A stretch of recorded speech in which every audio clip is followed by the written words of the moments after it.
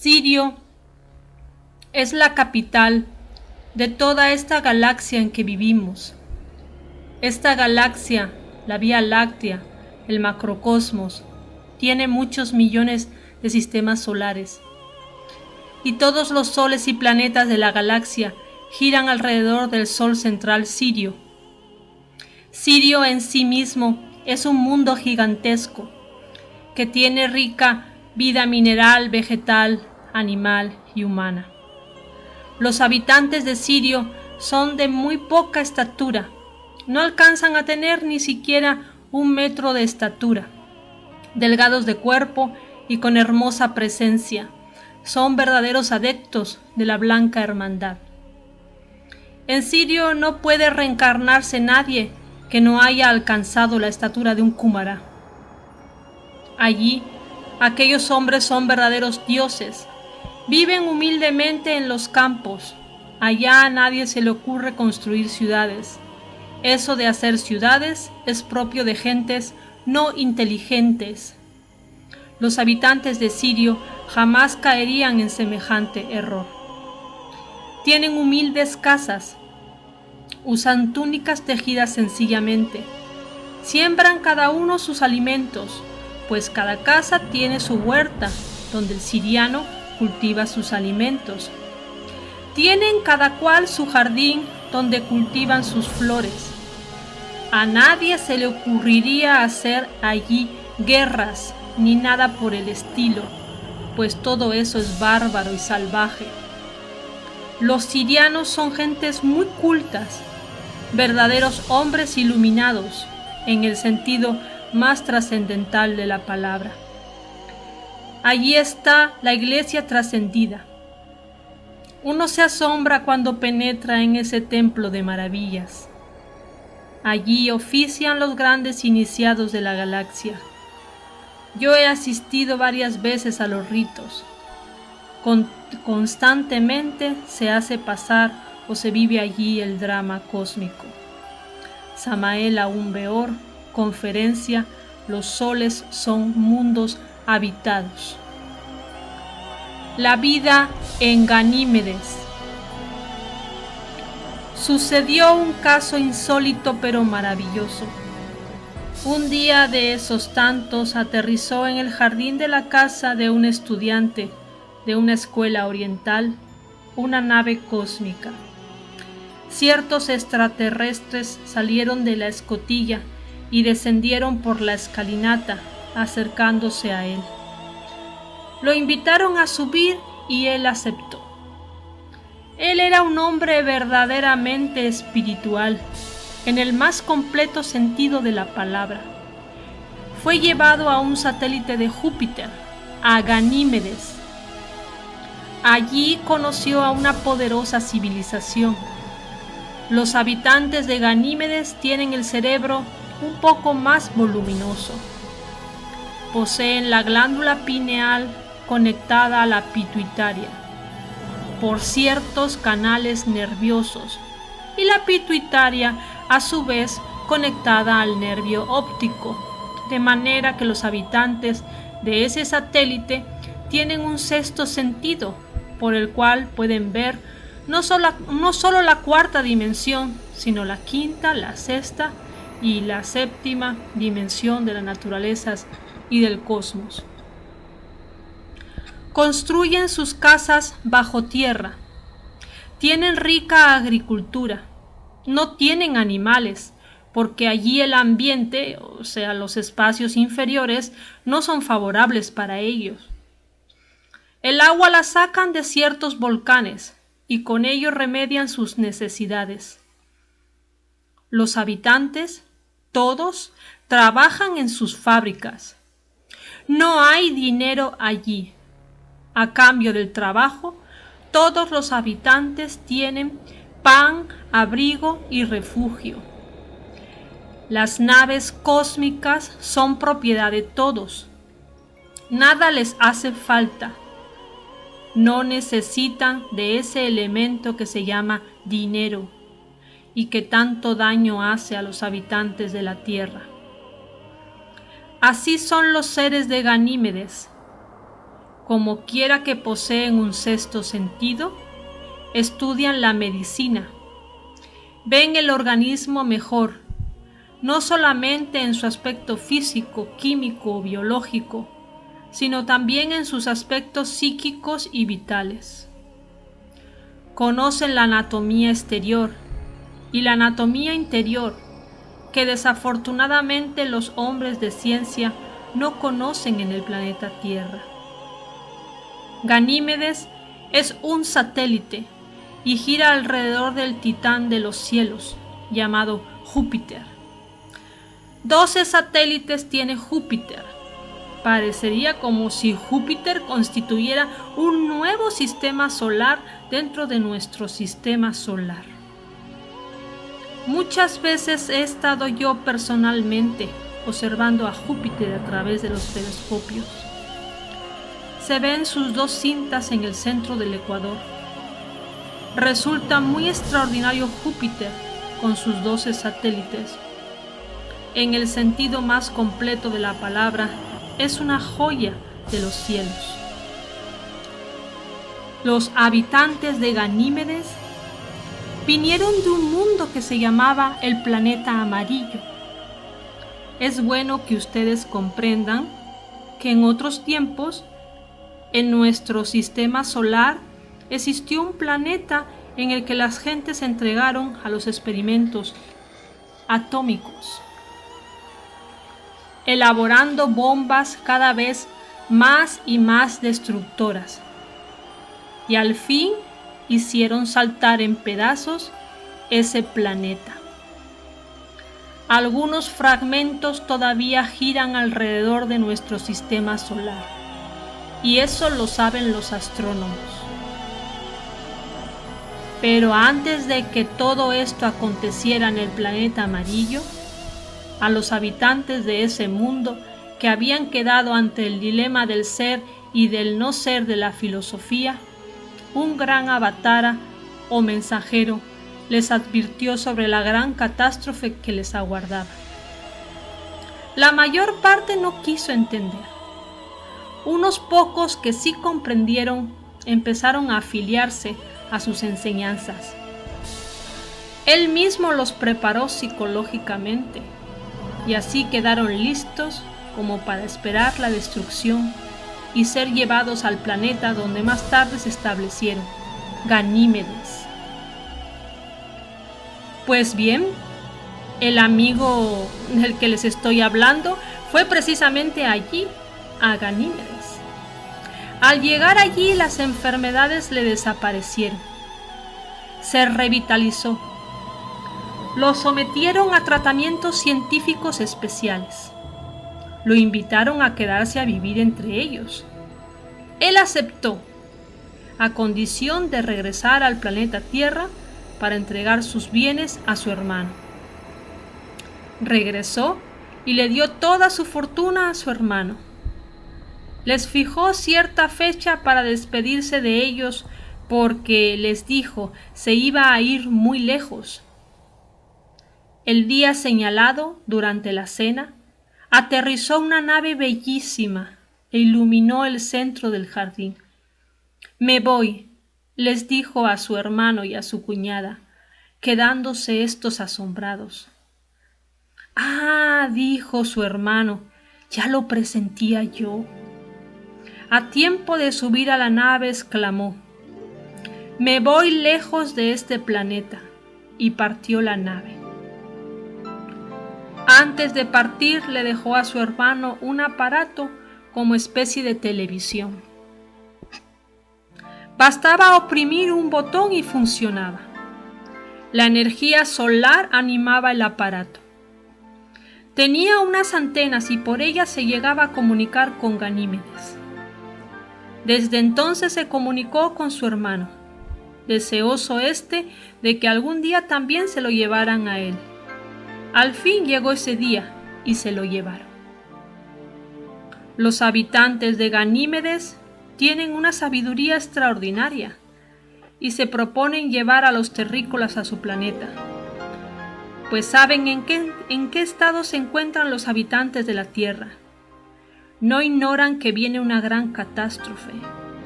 No ignoran que un gigante de los cielos llamado Hercólubus viene a velocidades vertiginosas por el espacio estrellado. Cuando Hercólubus aparezca y todos ustedes lo puedan ver a simple vista, se convencerán de lo que les estoy diciendo. Entonces aquella masa planetaria atraerá magnéticamente el fuego del interior de la Tierra y brotarán volcanes por doquiera. Y sucederán terribles terremotos y grandes maremotos. Toda la costa de la Tierra será destruida, quemada, incinerada, y en el máximo de acercamiento de Hercólubus habrá una revolución de los ejes del mundo. Los polos se convertirán en ecuador y el ecuador en polos, y las aguas de los océanos cubrirán estos continentes.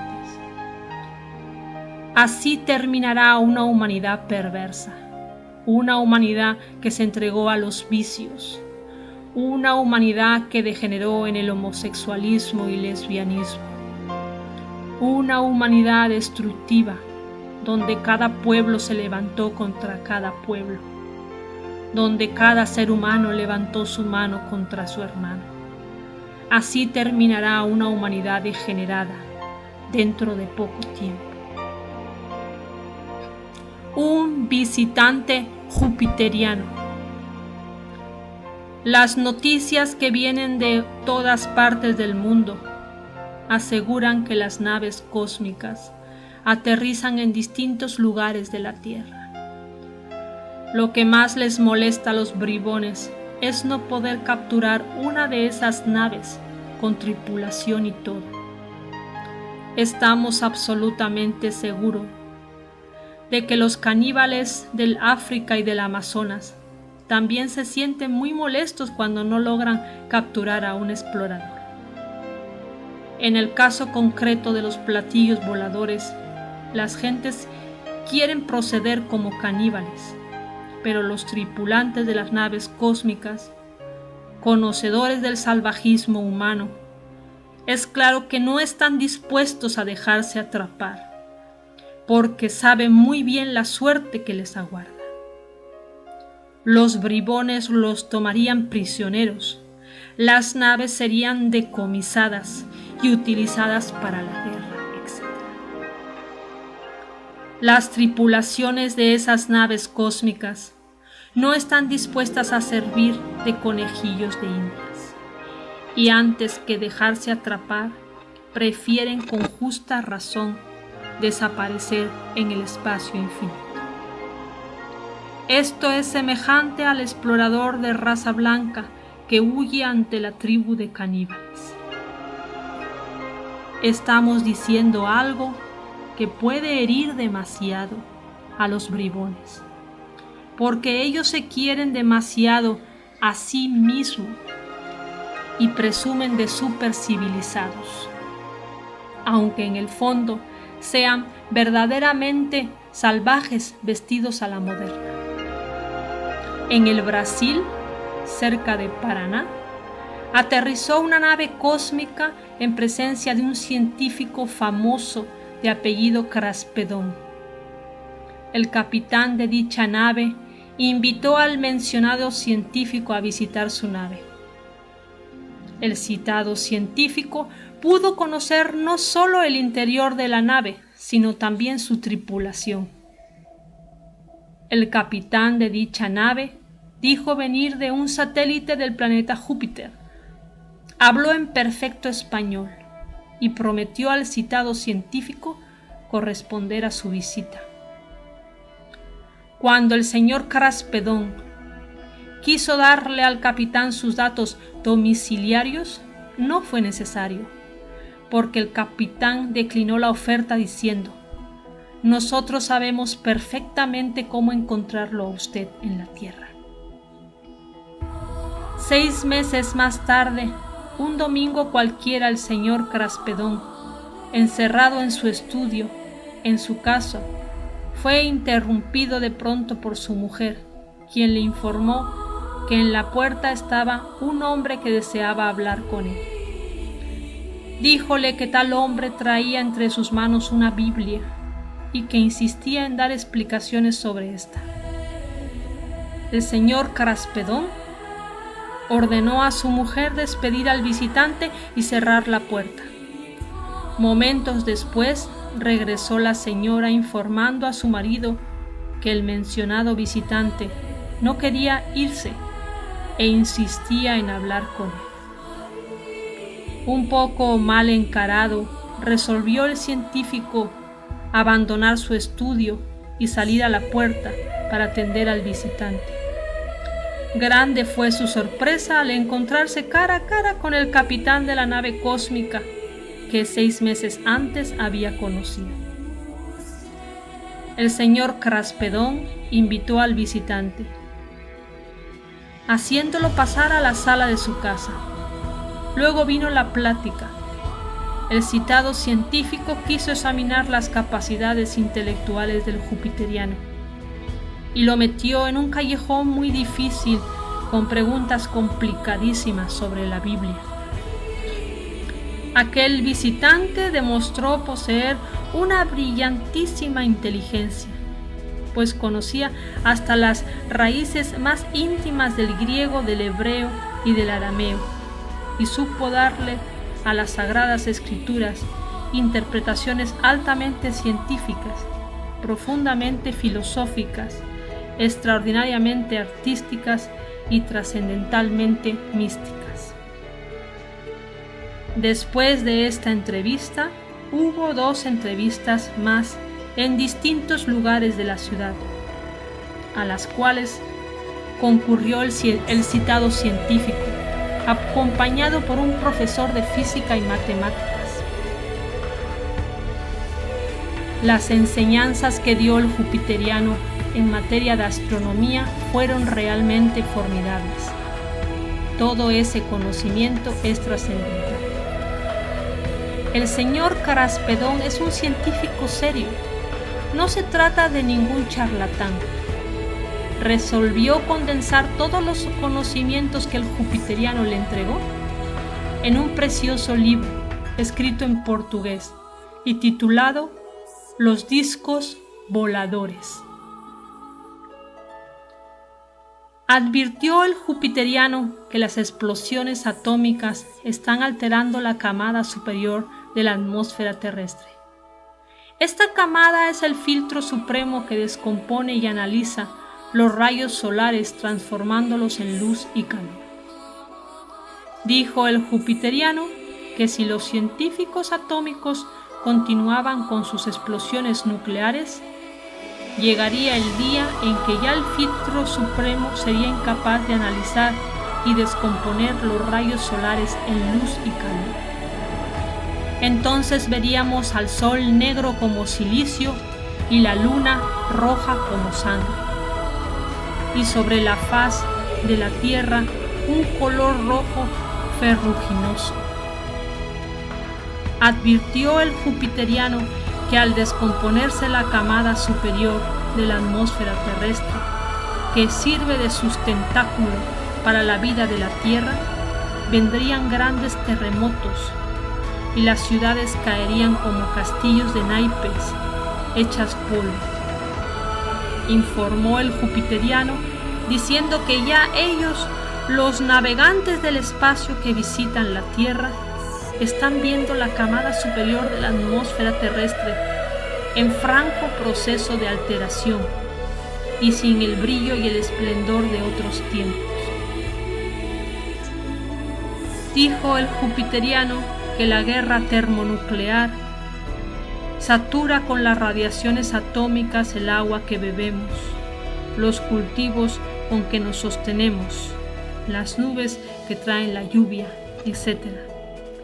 Advirtió el jupiteriano que la radiación atómica dañará el fósforo en el cerebro del ser humano, y por doquiera se verán escenas dantescas en las calles, hospitales llenos de gente, multiplicación de cáncer y de la leucemia, millones y millones de muertos, hambre y desesperación.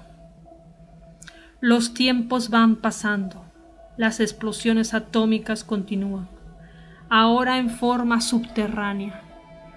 Tanto en Rusia como en los Estados Unidos, Francia y China siguen haciendo explosiones atómicas en la atmósfera, y los diarios del mundo entero traen noticias de terremotos espantosos, ya en Chile, ya en Salvador, ahora en Irak, Japón, etc. Estamos ante hechos concretos que no se pueden refutar. A los envidiosos les molestará mucho el citado relato sobre el jupiteriano y el señor Caraspedón, y no nos extrañaría mucho que ahora lancen contra nosotros todas sus sátiras basadas en un escepticismo estúpido, como el de aquellos que se burlaron de Pasteur, Galileo, Edison, etc. Lo que más molesta a los envidiosos es no tener la oportunidad que tuvo el señor Caraspedón. Estamos seguros de que si a los caníbales y a esos envidiosos se le diera semejante oportunidad, abusarían de ella inevitablemente, capturando o dando muerte a los visitantes del cosmos infinito. Los caníbales son caníbales, y los habitantes de otros mundos saben muy bien cuidarse de ellos, desapareciendo en el espacio antes de que las hordas bárbaras puedan capturarlos. El hombre que fue a Venus. Nosotros conocemos personalmente a Salvador Villanueva Medina, el hombre que fue a Venus. Salvador no tiene nada de fantástico ni de desequilibrado. Salvador ha sido examinado por los psiquiatras y ellos han llegado a la conclusión de que este es un hombre normal, mentalmente equilibrado. Salvador no vive de su extraordinaria aventura, ni tampoco del libro que escribió titulado Yo estuve en el planeta Venus. Este caballero ahora es mecánico de profesión, arregla automóviles, de eso vive. Nosotros solo nos limitamos a dos cosas. Primera, dar testimonio de que este es un hombre absolutamente cuerdo, dedicado a su familia y a su trabajo. Segundo, que este hombre pasó por una aventura formidable, pero que no vive de ella. Salvador Villanueva Medina cuenta lo que le pasó, y esto le ha costado muchos sufrimientos, porque los bribones, los escépticos de siempre, han hecho escarnio de él. Salvador estuvo en Venus, fuera de toda duda, y cumple con el deber de informar a sus semejantes, aunque éstos se burlen de él. Escrito está que el que ríe de lo que desconoce está en el camino de ser idiota. En la segunda decena del mes de agosto de 1953, Salvador, conduciendo un automóvil rumbo a Laredo, en el que llevaba a unos gringos que deseaban regresar a su país, tuvo que pasar por las pericias más tremendas. El coche se dañó. Sus acompañantes decidieron regresar a un pueblo cercano en busca de una grúa. En tanto, en el silencio de la noche, Salvador se metió debajo del coche con el propósito de arreglarlo. Cuando intentó salir de debajo del automóvil, oyó que alguien se acercaba, pues se escuchaban pasos en la carretera. Una voz extraña le preguntó en perfecto español: ¿qué le pasa al coche? Salvador no contestó. Se encontró frente a un hombre extrañamente vestido, de pequeña estatura, 1,20 m aproximadamente. El extraño uniforme del visitante, el rostro tan blanco como el marfil, el pelo largo, platinado y ondulado, cayendo sobre sus hombros, la perfección de su rostro, etc., sorprendieron tremendamente a Salvador. Cuenta Salvador que este extraño visitante llevaba un cinturón con perforaciones de las cuales salían extrañas luces. Salvador solo se limitó a preguntarle al misterioso personaje si era aviador. El personaje contestó que su avión, como nosotros lo llamábamos, estaba a poca distancia. Dichas estas palabras, el personaje se metió entre la montaña. Cuenta Salvador que después de este suceso resolvió dormir tranquilamente entre su coche. No había pasado mucho tiempo cuando fue despertado por fuertes golpes dados en el vidrio de la puerta delantera derecha. Salvador abrió su puerta y fue grande su sorpresa al encontrar al conocido que venía ahora en compañía de otro individuo semejante. Salvador los hizo entrar en su coche y habló con ellos ampliamente. Aquellos personajes dijeron venir de Venus y dieron muchos datos sobre este planeta. Dijeron que en Venus las calles se prolongan sin fin, llenas todas de pasos a desnivel para evitar accidentes. En Venus los vehículos no consumen combustibles, ni vegetales ni minerales, porque son perjudiciales para los organismos.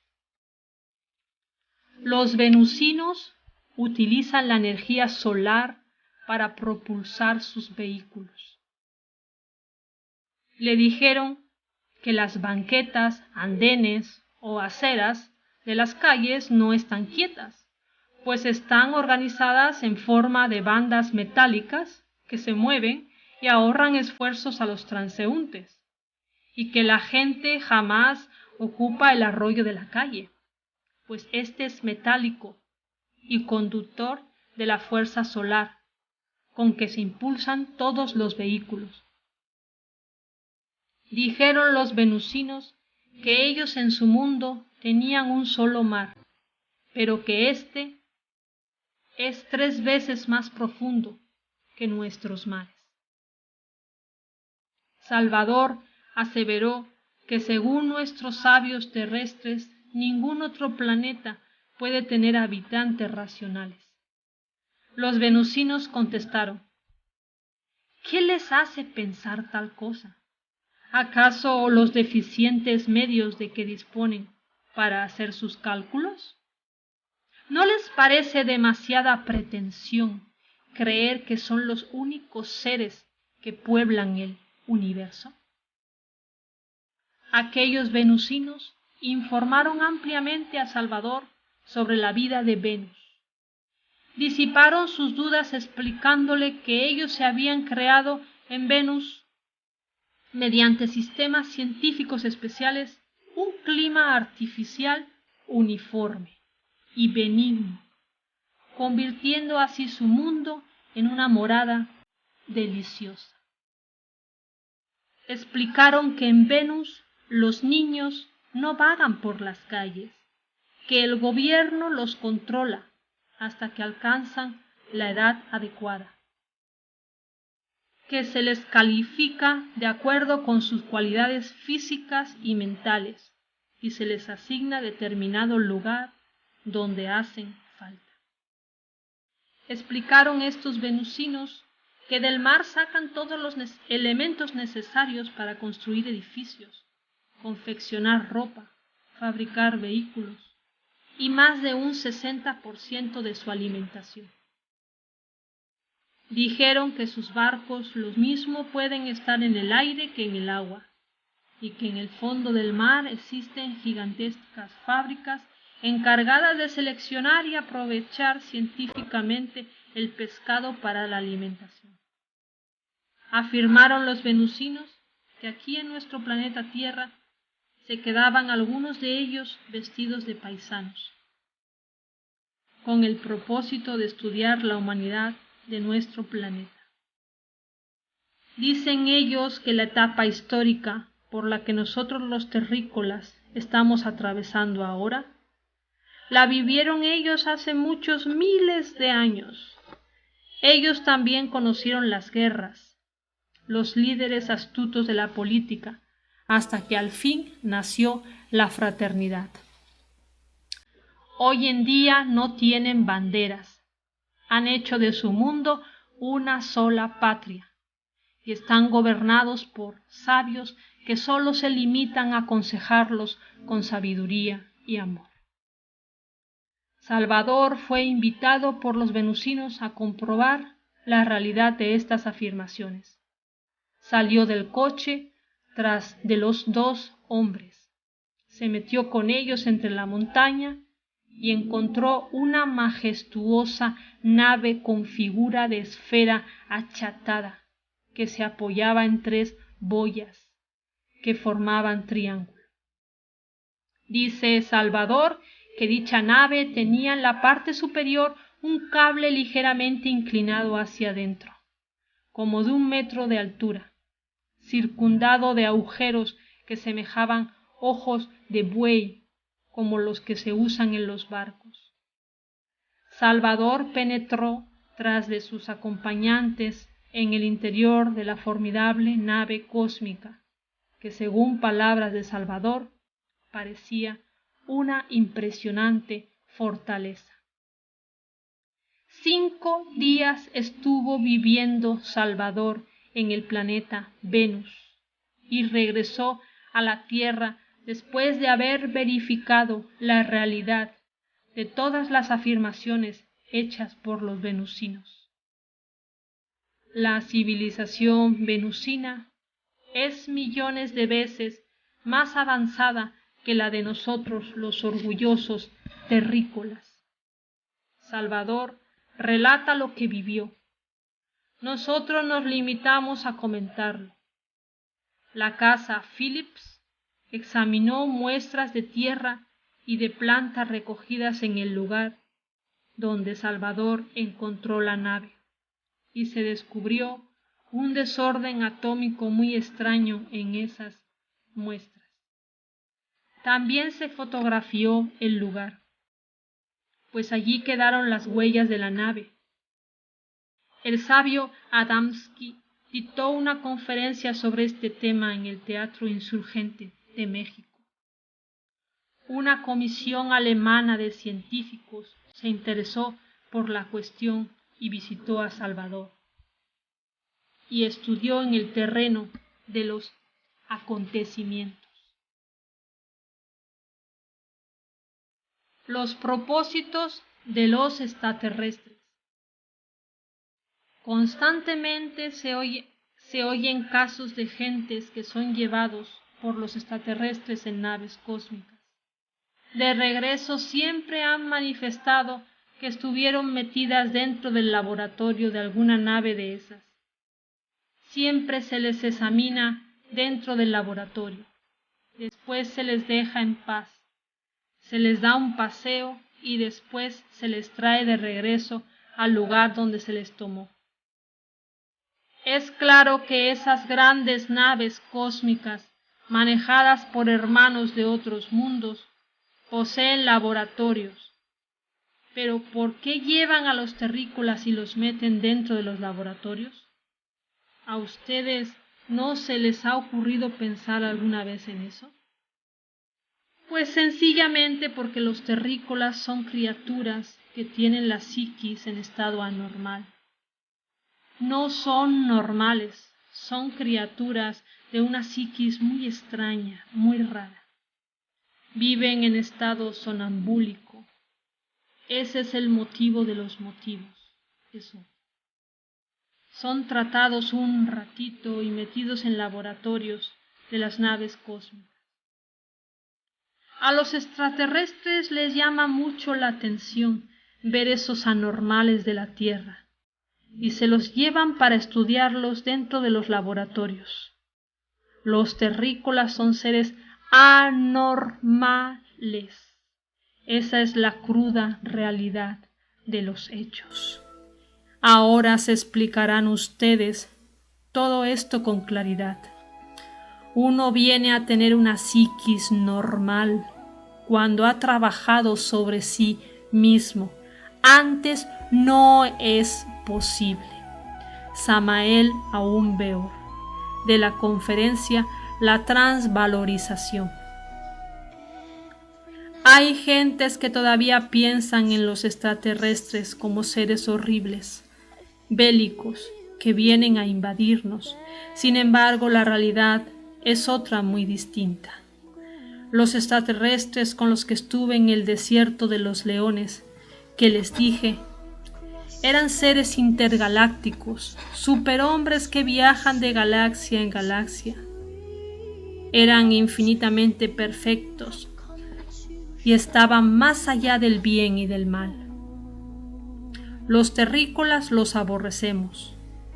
Cuando vieron una de sus naves flotando sobre los Estados Unidos hace algún tiempo, enviaron a los aviones de caza con el propósito de destruirlos.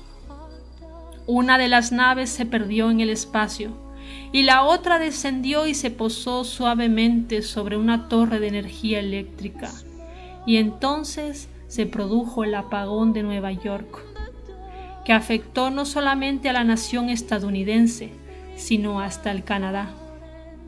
Generales del ejército americano exclamaron: «He ahí el talón de Aquiles de los Estados Unidos de Norteamérica». Realmente nada pueden hacer los poderosos titanes del norte sin la fuerza eléctrica.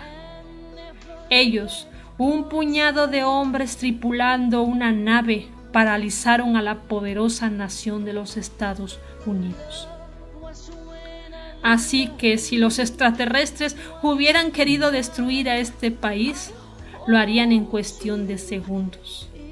Si lo hubieran querido deshacer, si hubieran querido deshacer al planeta, realmente ya lo hubieran hecho. Pero ellos no son destructivos, nos aman y vienen con el propósito de ayudarnos. Sin embargo, en vez de recibirlos con los brazos abiertos como a nuestros salvadores, los recibimos a cañonazos, o les huimos desesperados como huyen los caníbales en la montaña cuando ven un avión. Así es el estado lamentable en que nos encontramos. Los extraterrestres son gente culta, que no matan a nadie, ni siquiera un pájaro. Sin embargo, paradójicamente, los terrícolas les temen. Muchos dirán: ¿por qué los extraterrestres no aterrizan en ciudades como Nueva York, París, ni se presentan en público, ni dan conferencias? ¿Por qué huyen? A esos les respondería yo lo siguiente: si alguien se encontrara en una selva profunda con un grupo de caníbales, ¿qué haría? Pues indiscutiblemente huir, no quedaría remedio. Los extraterrestres podrían defenderse, y bien pueden hacerlo, pero ellos no tienen deseos de destruir a nadie, no son asesinos. Se equivocan los terrícolas cuando piensan que los seres extraterrestres van a asesinar. Eso no es cierto. No negamos que en algunas ocasiones hayan tomado a alguien y lo hayan metido en su nave, que hayan llevado al espacio y que lo hayan traído de regreso al lugar de donde lo tomaron. Sí, es cierto. Esto es explicable. Yo sé que los terrícolas son muy extraños, pues tienen la conciencia profundamente dormida. Parecen sonámbulos por la calle, se embriagan, adulteran, fornican, asesinan, son tremendamente perversos. Los terrícolas realmente son motivo de curiosidad. Algunos extraterrestres se los llevan para estudiarlos dentro de los laboratorios que existen en algunas naves cósmicas. Se los llevan para estudiarlos, pues son muy extraños y llaman su curiosidad. Seres con una psiquis tan rara como los terrícolas, tan dormidos, tan inconscientes, tan destructivos. Son motivo de curiosidad. Y por eso se los llevan para meterlos en sus laboratorios y estudiarlos. Esa es la cruda realidad. Pero no se le hace daño de ninguna especie. Se les trae de regreso al lugar de donde se les ha tomado. Es claro que hay algunas excepciones donde hay personas a las que se les invita a visitar esos mundos de donde ellos vienen. Gentes que tienen la dicha de tener conscientemente una experiencia con los extraterrestres.